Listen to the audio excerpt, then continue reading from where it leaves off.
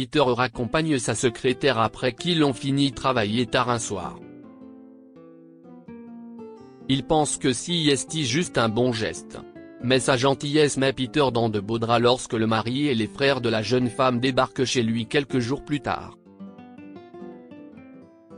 Peter travaillait souvent de longues heures en tant que responsable du marketing de l'entreprise de son beau-père. Il était tard et tous ses employés étaient partis. Mais alors qu'il passait dans le couloir, tout prêt à rentrer chez lui, Peter a remarqué que le bureau de sa secrétaire Elisa était encore éclairé. Il s'est alors rendu compte qu'il avait été tellement absorbé par la préparation des rapports pour la réunion du conseil d'administration qu'il avait oublié qu'Elisa lui donnait un coup de main. « Je suis le plus terrible des patrons, n'est-ce pas ?» Peter soupira en s'appuyant sur son bureau. « J'ai presque fini », sourit-elle en rassemblant ses affaires. « En fait, vous pourriez me rendre un service ? J'aurais besoin qu'on me ramène chez moi. » J'ai essayé de réserver un Uber, mais sans succès. Bien sûr, acquiesça Peter, car c'était à cause de lui qu'elle travaillait jusqu'à une heure tardive. Merci de m'avoir accompagné, lui sourit Elisa en bouclant sa ceinture. Les rapports devraient être terminés d'ici la fin de la semaine. Vous ne parlez toujours que de travail ? S'esclaffa Pierre en démarrant la voiture. Ne vous méprenez pas, Elisa. Je sais que vous êtes l'une des employées les plus dévouées de l'entreprise, mais gardons le travail pour le bureau, d'accord ? Elisa avait 5 ans de moins que Peter, et c'était une fille très gentille.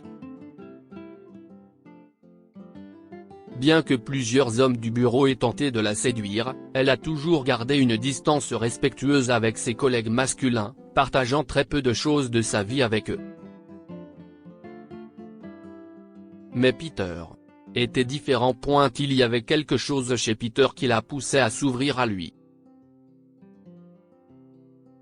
Bientôt, ils discutaient comme de bons vieux amis, échangeant des plaisanteries et discutant même de leurs collègues. « Eh bien, vous n'êtes pas ce que je m'attendais à ce que vous soyez », a dit Peter. « Vous avez l'air d'une personne incroyable. C'était un compliment ?» dit-elle en riant. « Je le prends quand même. Merci. Vous êtes aussi très différent. Et plutôt séduisant. Il en va de même pour vous. » Peter s'est interrompu. Mais ses yeux et ceux d'Elisa se sont brièvement croisés avant que Peter ne reporte son attention sur la route. 10 minutes plus tard, il se trouvait devant la maison d'Elisa. Si est votre maison, n'est-ce pas ? A-t-il demandé. Pourquoi n'entrez-vous pas pour vérifier ?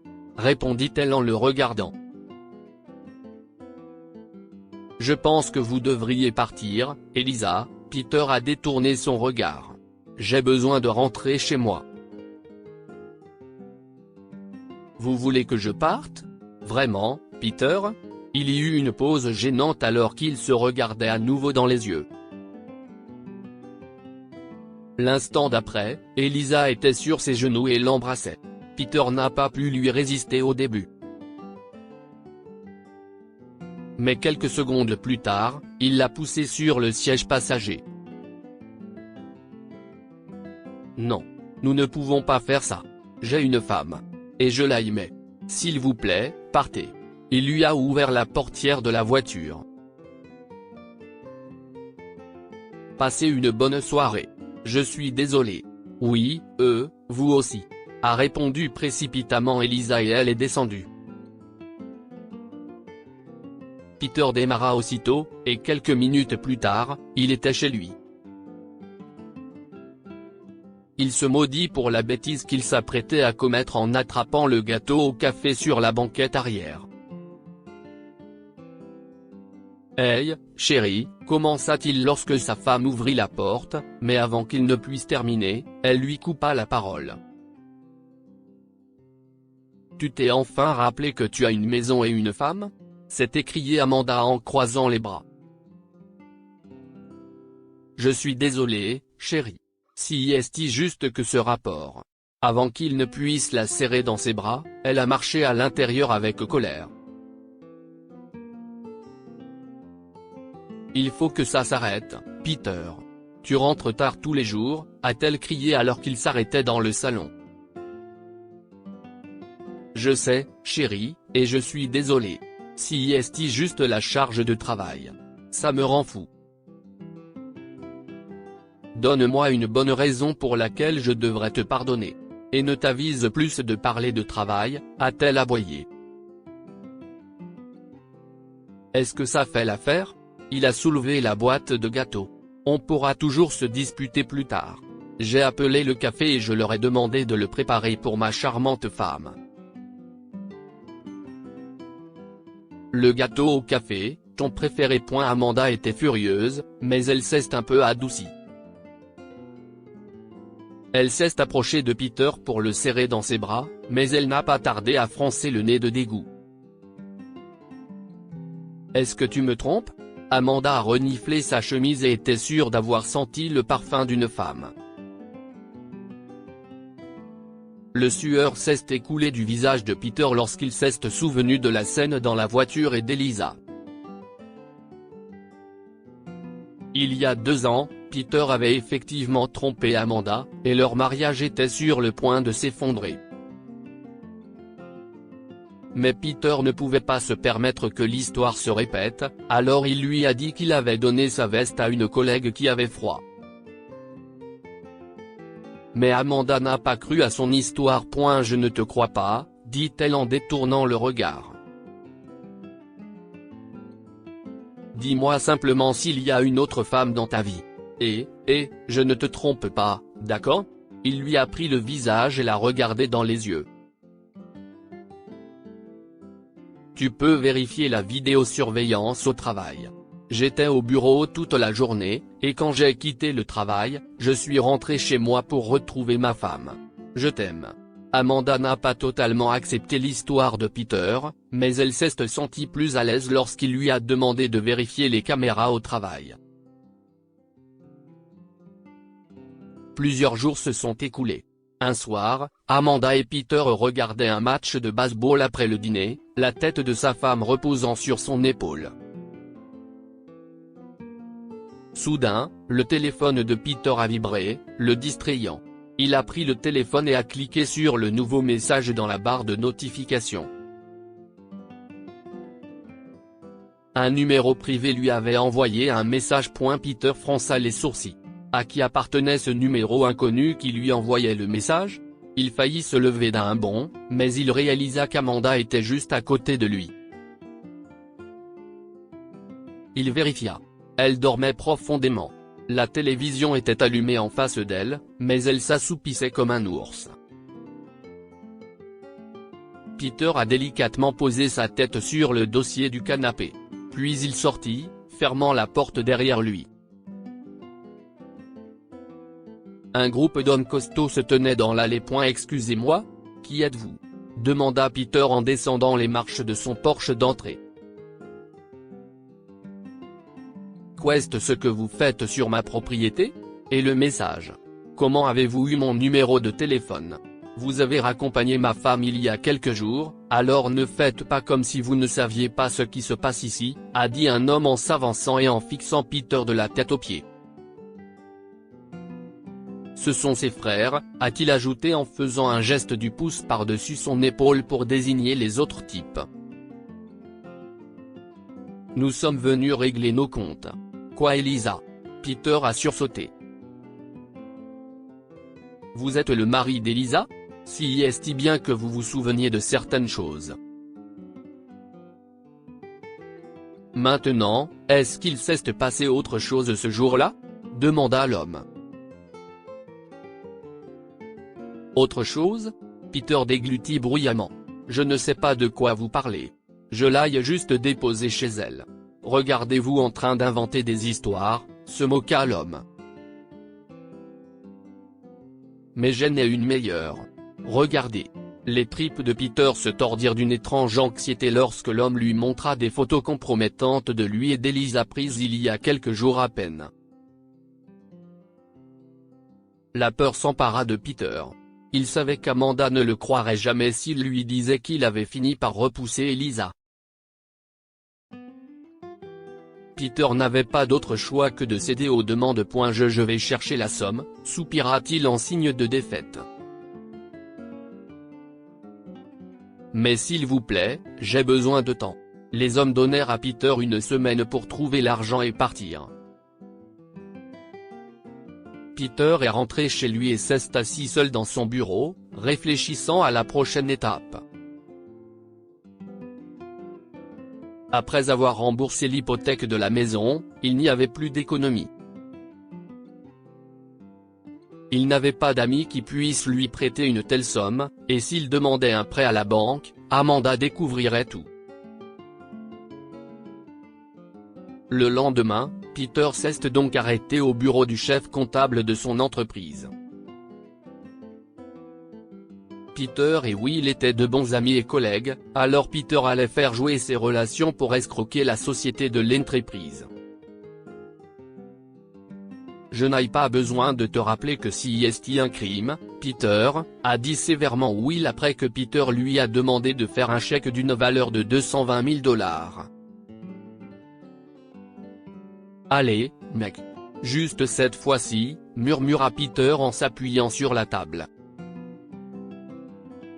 Et oui, tu gardes les $20 000. Je les couvrirai pour toi. Et je te promets que j'obtiendrai tout l'argent dès que possible. Will a cédé après beaucoup de persuasion. Mais Peter n'aurait jamais pu deviner qu'Elisa était juste derrière la porte, en train d'écouter sa conversation avec Will. Après avoir reçu le chèque, Peter s'est rendu à la banque pour récupérer l'argent. Puis il a laissé un message au mari d'Elisa, Arnold, et ils ont décidé de se retrouver dans un café. Lorsque Peter est arrivé, Arnold était déjà assis à une table près de la fenêtre. Il s'est glissé sur le siège en face d'Arnold. J'ai l'argent. Supprimez les photos, lui a dit Peter, mais Arnold a ri. Je sais que vous avez escroqué votre entreprise, Peter. Quelle différence cela fait-il? Vous avez l'argent, alors effacez les photos. Oh, ça fait une grande différence. Arnold sourit. Et si je vous dénonçais? Vous seriez en prison. Alors, arrangeons les choses, d'accord? Aidez-moi et mes gars à cambrioler la maison de votre beau-père. Ce vieil homme a fondé votre entreprise, alors il aura de l'argent chez lui, n'est-ce pas? Peter était choqué.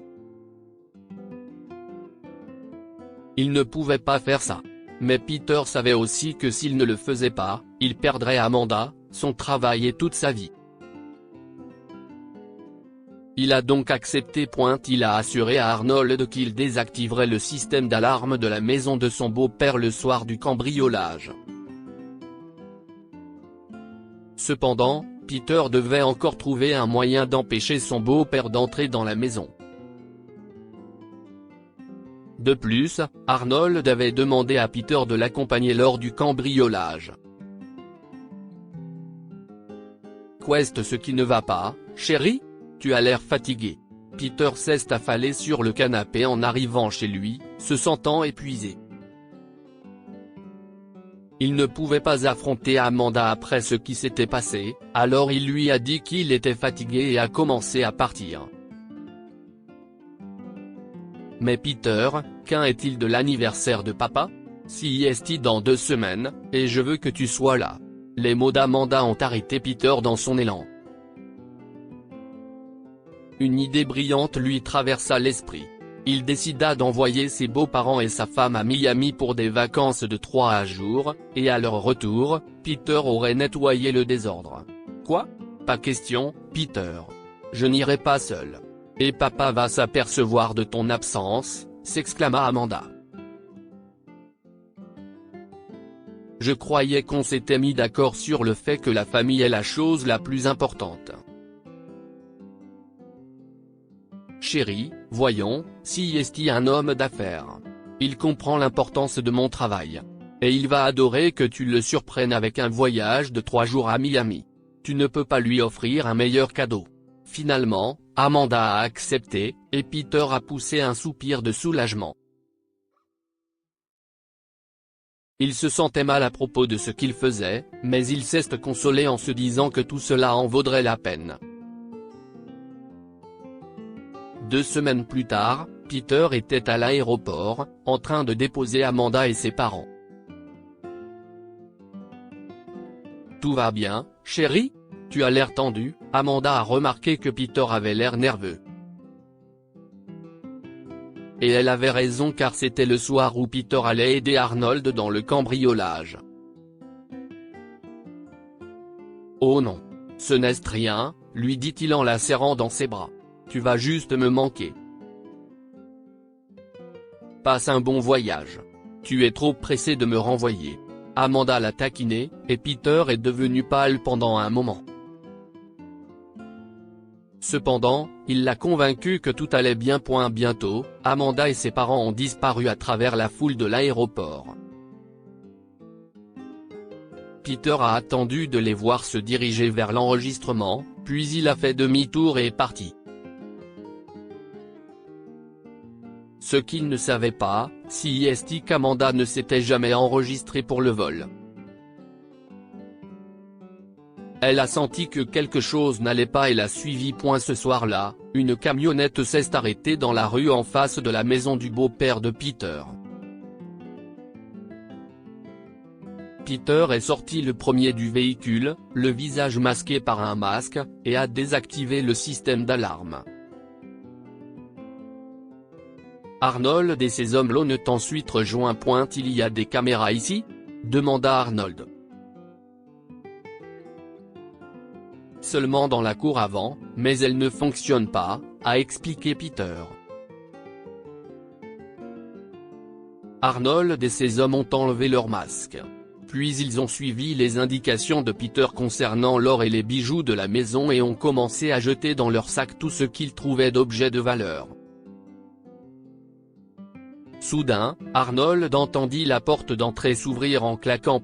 Il a sorti son arme et a demandé à tout le monde de se taire pendant qu'il se cachait derrière une porte au premier étage, à l'opposé de l'entrée principale. Lorsqu'il a entendu des pas dans l'escalier menant au deuxième étage, il a surgi de derrière la porte, l'arme au poing. Arnold pensait que l'intrus était un homme. Jusqu'à ce que la personne se retourne.